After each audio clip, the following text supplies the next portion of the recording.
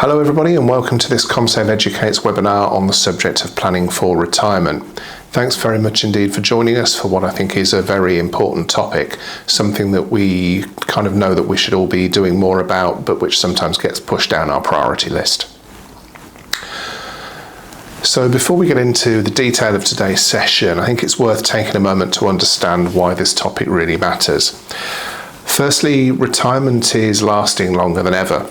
It's not uncommon for people to spend 20, 30 or even more years in retirement, and that's a significant period of time where you'll need an income at a time that you're not working.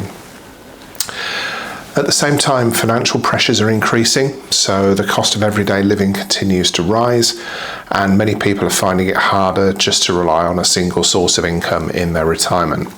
The reality is that a large number of people are underprepared for retirement and later life. But the encouraging thing is that there are a number of actions that you can take which can have a meaningful impact over time. And ultimately, this isn't just about money. It's about having the choices, the independence and peace of mind that you want in later years. Putting a plan in place now will give you greater control over your future and reduce uncertainty. So in today's session, we're going to walk you through some of the ideas to help you feel more confident about planning for the future. We'll cover how to think about how much you might need in retirement, the different ways that you can build up your savings, and some simple steps that you can take straight away. The session is designed to be straightforward and practical, with no complex financial jargon, just some actual concepts that you can use. So whether you're starting out in your career, whether you're partway through, or whether you're starting to think more seriously about retirement, there should be something here for you. Let's get started by thinking about what retirement might actually mean for you on a personal level. So when we talk about retirement, it's important to recognise that it means different things to different people. For some, retirement might mean completely stopping work at a certain age and enjoying more leisure time, whereas for others it might involve continuing to work, say, part-time, perhaps doing something you enjoy more, having the opportunity to work more flexibly. So before thinking about numbers and savings targets, it's helpful to start with a simple question. What do you want your retirement to look like? So you might picture more time with your family and friends, perhaps travelling, picking up hobbies, or simply having the freedom to choose how you spend your time without financial pressure. There's no right or wrong answer here, but having a clear picture in your mind can make planning feel much more meaningful. This vision becomes your foundation for your financial planning. The lifestyle that you want will influence how much you need to save and how you manage your money over time. So let's have a look at making a plan for your retirement. Firstly, why does planning matter?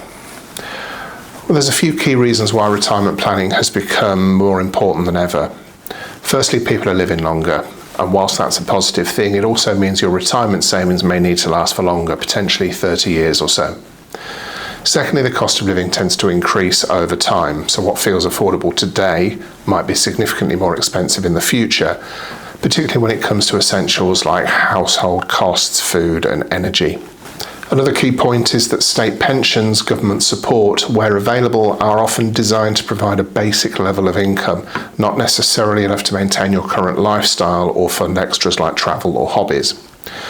So without having a plan in place, people can find themselves relying on limited income later in life. The earlier you start thinking about this, the more time your money has to grow and the less pressure you place on yourself in the future. So for some people, managing their retirement planning on their own works perfectly well, but for others, using a financial advisor can be really helpful, particularly if your situation is more complex or you want additional confidence in the decisions that you're making. A financial advisor can help you build a personalised plan based on your goals, your income and your longer term aspirations. This might include guidance on how much you should be saving, how your pension is invested and how to make your money last through retirement. They can also help with things like tax efficiency, making sure you're using your allowances and structures in the most effective way, which can make a meaningful difference over time.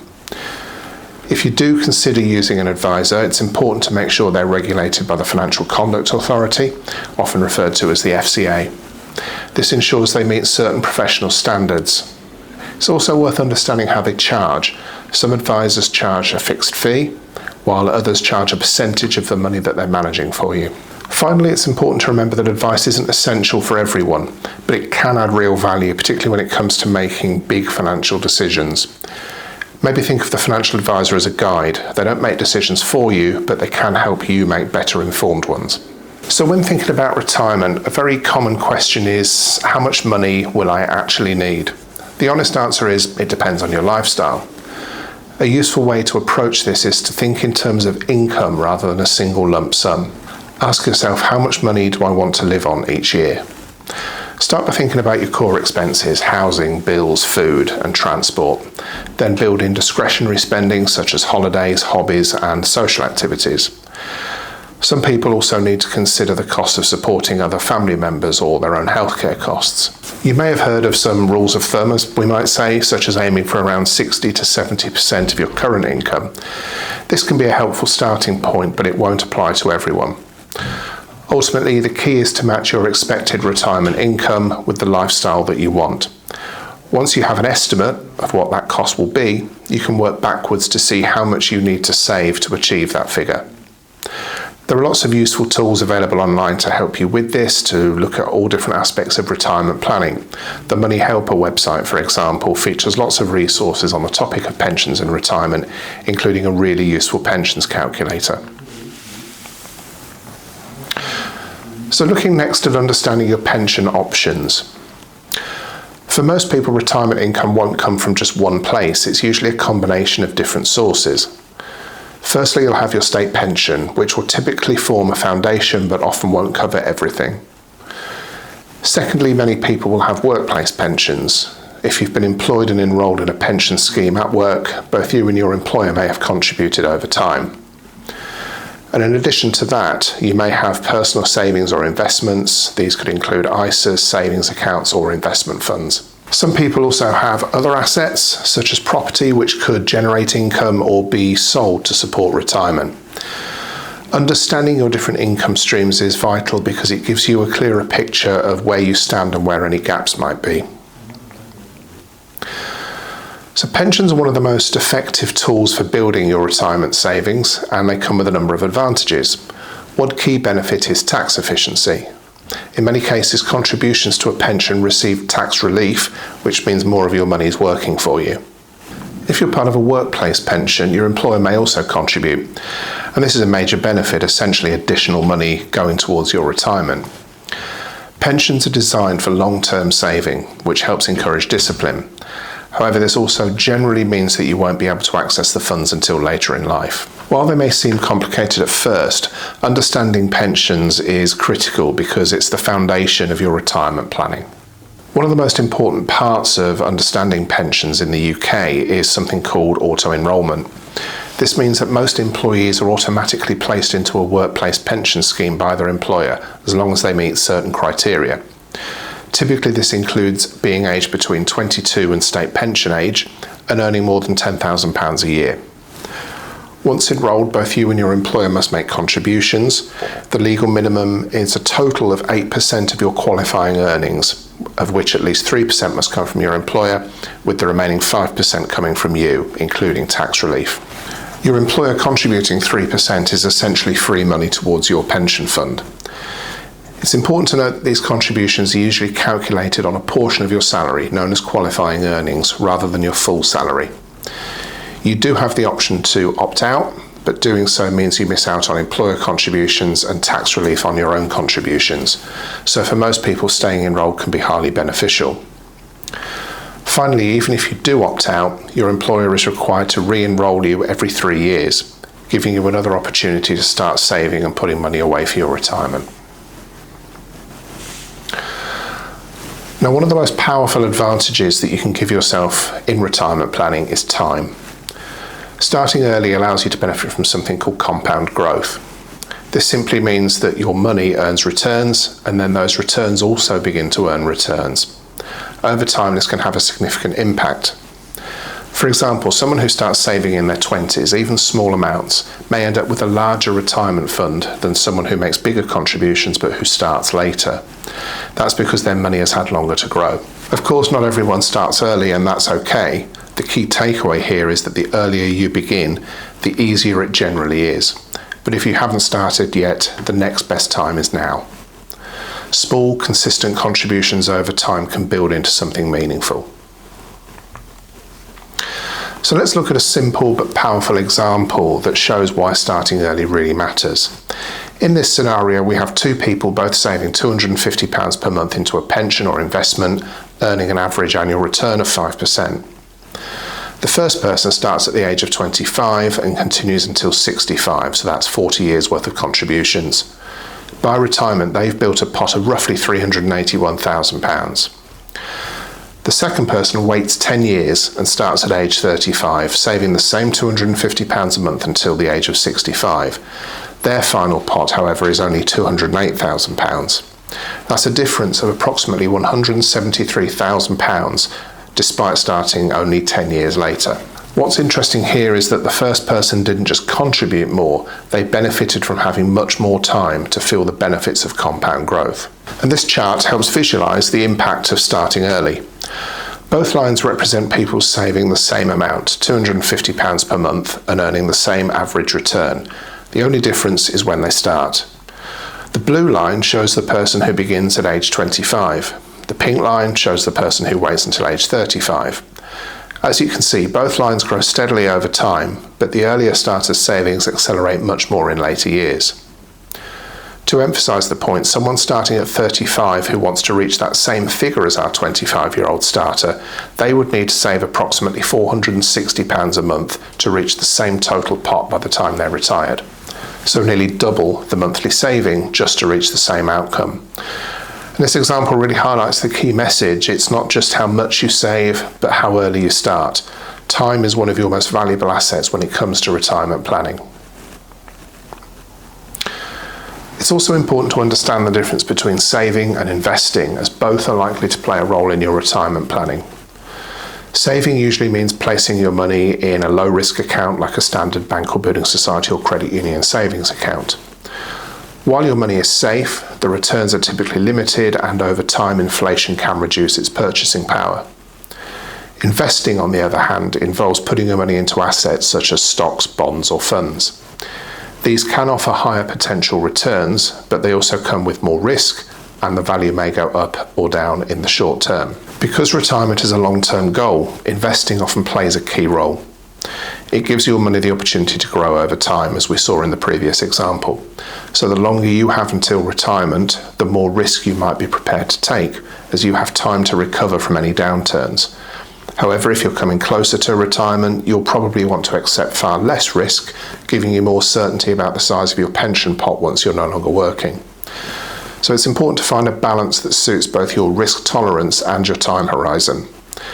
Many people use a mix of saving and investing as part of their overall strategy. Let's look at some of the rules around accessing your pension fund early. So in the UK, there are clear rules around when you can access your pension, and it's important to understand these before making any decisions. Currently, the minimum age at which you can usually access your private or workplace pension is 55. However, this is due to increase to age 57 from April 2028, which is something many people may not yet be aware of. Once you reach the eligible age, you can typically take up to 25% of your pension pot as a tax-free lump sum. The remaining 75% is then taxed as income at the point you withdraw it.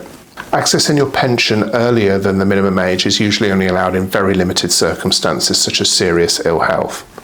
Otherwise, it's treated as an unauthorised withdrawal and can result in tax charges of up to 55% of the amount taken. Even when you access your pension at the allowed age, taking it early means your savings need to last longer and reduces the amount left invested to grow. So while it's possible, it's important to carefully consider whether it's the right decision for you. There are both benefits and risks to accessing your pension fund early, and it's important to weigh these carefully. On the positive side, pension freedoms mean you have flexibility. You may be able to retire earlier, reduce your working hours, or use your savings to support major life events or financial needs.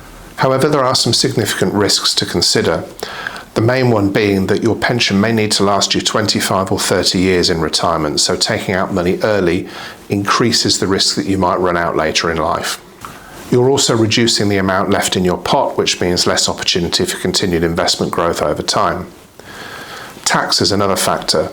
Withdrawals beyond the 25% tax-free portion are taxed as income, and taking larger amounts could push you into a higher tax band. Finally, once you start accessing your pension flexibly, there are limits on how much you can then contribute back in the future, which may affect your ability to rebuild your fund. So let's think about getting started and also avoiding some common mistakes. So getting started with retirement planning doesn't have to be complicated. In fact, a few simple steps can make a big difference. Firstly, take stock of what you already have. Check your pensions balances and any savings and investments. Next, set a realistic goal based on the lifestyle that you would like in retirement. It doesn't have to be exact, just a starting point. And then begin contributing regularly. Even small, consistent amounts will add up over time. If you have access to employer benefits, it can be good to make sure you're maximising that particular benefit. And also finally, make it a habit to review your plan annually. This helps ensure you stay on track and can adjust if your circumstances change. And now some common mistakes to avoid. So there are a few common mistakes that people make that can have quite a big impact on your retirement outcome. One of the biggest, which we've referred to already, is starting too late. The longer you delay, the harder it can be to catch up. Another is not contributing enough, particularly if you're missing out on workplace contributions. Inflation is another factor that's often overlooked. Over time, inflation reduces what your money can buy, so you need your money to grow accordingly. Keeping all your money in cash might feel safe, but it often doesn't provide enough growth over the long term. Finally, not reviewing your plan can lead to missed opportunities. Life changes and your financial plan should evolve with it. Okay, let's have a look at some key takeaways. To bring everything together, retirement planning really comes down to a few key ideas. Start by thinking about what you want your retirement to look like, your goals, your lifestyle. Then consider how much income you'll need to support that. Make use of the available tools like pensions and investment funds to help your money grow over time. And wherever possible, make a start as soon as you can. We've seen how getting started early can make a huge difference.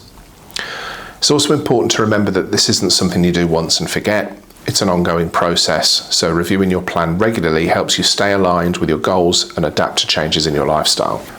Finally, consider accessing financial advice. Retirement planning is one of the more complex and significant decisions that you will take during the course of your life. So getting help from an advisor can help you make the best decisions for your situation. Thank you very much indeed for joining us for today's Commsave Educates webinar on the subject of retirement planning. Hope there's something useful that you've picked up in that. Please do leave us a comment in the section below. Don't forget to like the video and subscribe and hit the bell to be notified about future videos. And we'll look forward to welcoming you to the next Commsave Educates.